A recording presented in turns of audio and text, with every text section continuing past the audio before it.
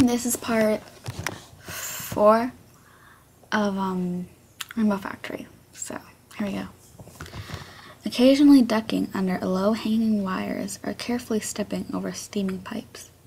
As they walked through, the building became cooler and cooler. All three were watching, sensing, looking for any way out. They couldn't see any. Now, let me tell you a story. Cloudsdale is where the weather is made. Without us, the rest of Equestria would starve, freeze, drown, and generally be a not very happy place. That gives us a special honor.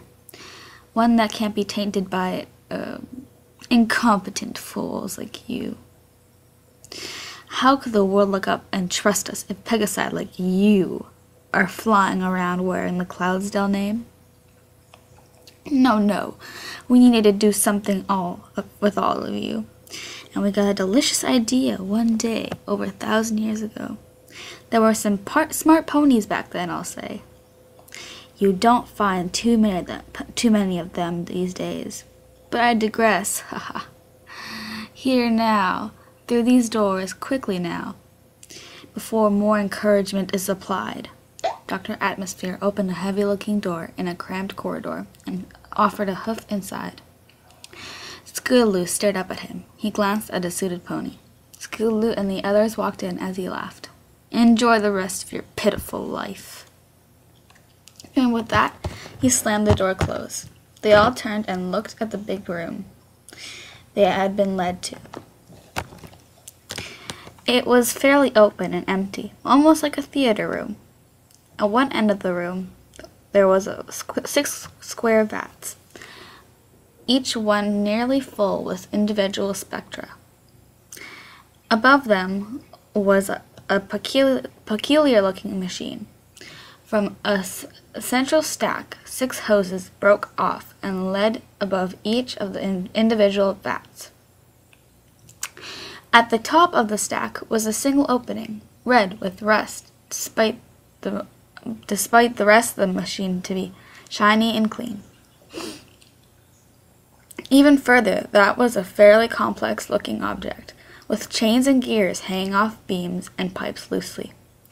Running even higher than the whole machine was a length of scaffolding, with doors on either side leading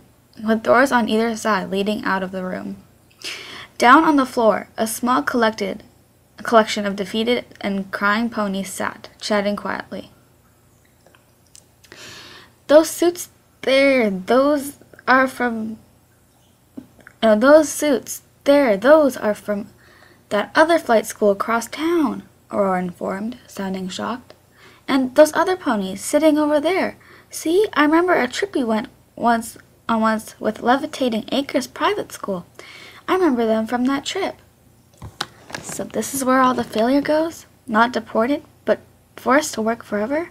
Orion sobbed quietly. In exchanging for helping someone, he had doomed himself and his good friend to a life of servitude. Scootaloo reached a reassuring wing over and lifted his chin. She smiled at him, understanding his depression. At least we don't have to go through it alone, she cooed softly. Suddenly, there was a commotion in a group of ex-students. One pony from an unidentified school took off, headed towards one of the doors on the scaffolding. Immediately, 2 suited ponies launched at record speed and both clipped away with their tasers. The pony spasmed in the air and dropped like a stone. With an audible crack, he landed in a violent burst of twitching, and all the other ponies walked back, staring horrified at their friend. They watched, hopefully, for a long time. He didn't move. Some cried softly, most others turned away, too far confused to feel any more emotions. I guess that option's out, Aurora quietly said, to no one in particular. But you can't fly right now anyways, Orion questioned. The medic guy, Patches, or whatever he was called, he popped my wings back into their joints and bandaged up my skin tore. I won't be winning any races, but I can fly again. They slowly walked forwards and joined the group of ponies, looking at each other with understanding sorrow. Eyes front and center, you inept mules, one of the suited ponies shouted. After the previous display, no one challenged that order and stared at the scaffolding, just as one of the doors opened.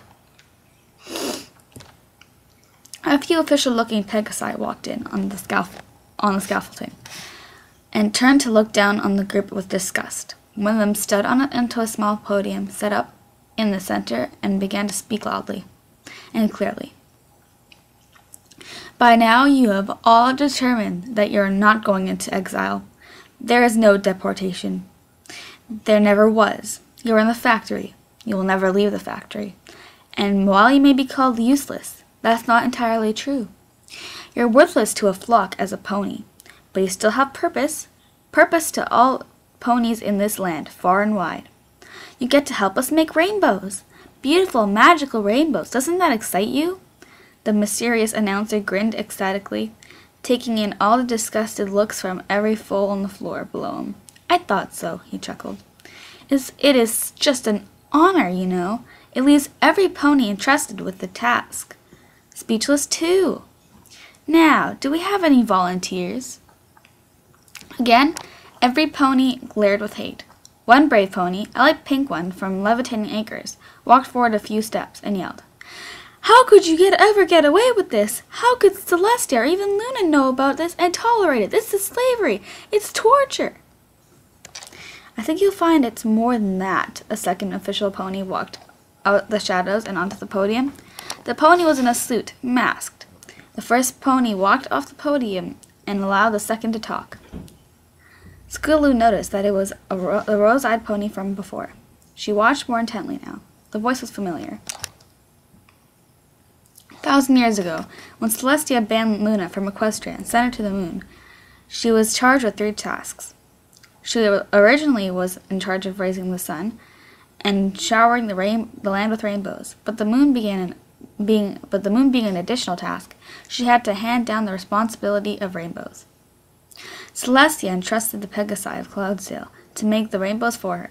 From then on, for the first dozen years, we were given powerful unicorns to help create spectra. Spectra is pure pigment, pure color. Everything is full of spectra, but you just can't harvest it. You can never separate color from an object, so it was made artificially with magic. The masked pony never took her eyes off the brave pink one. That's it, until our top engineers made a breakthrough. They discovered an ingenious way to extract pigment, and it was so beautiful even a simple machine could do it. But it couldn't be done with just anything. The conditions had to be right. "What did those horrible people do?" the Pegasus screamed, growing angrier by the minute. The mysterious pony whipped off her mask, unveiling more than her rose eyes. Her skin was a light cyan. Her mane was a gorgeous rainbow. Several of the fillies gasped. Skulu's knees weakened as it hit her. It was Rainbow Dash. Skulu's thoughts raced through her mind, and the room started spinning. It couldn't be. An evil twin, maybe? Perhaps some neglected sister. Rainbow Dash couldn't be this evil. She was her friend, her mentor, her only family, even if it was not by blood. How was all she could think? It had to be live ponies, only in ponies, where magic and spectra ran freely together. Rainbow Dash threw her head back and laughed maniacally. Only then could the spectra be separated. And it was such a beautiful idea, such a wonderfully horrible idea. It worked so well. We could create exponentially more rainbows of better quality with real spectra. And it finally gave us a way to prevent Cloudsdale from being tainted by all those horrible Pegasus, which couldn't fly. Ha ha ha ha ha.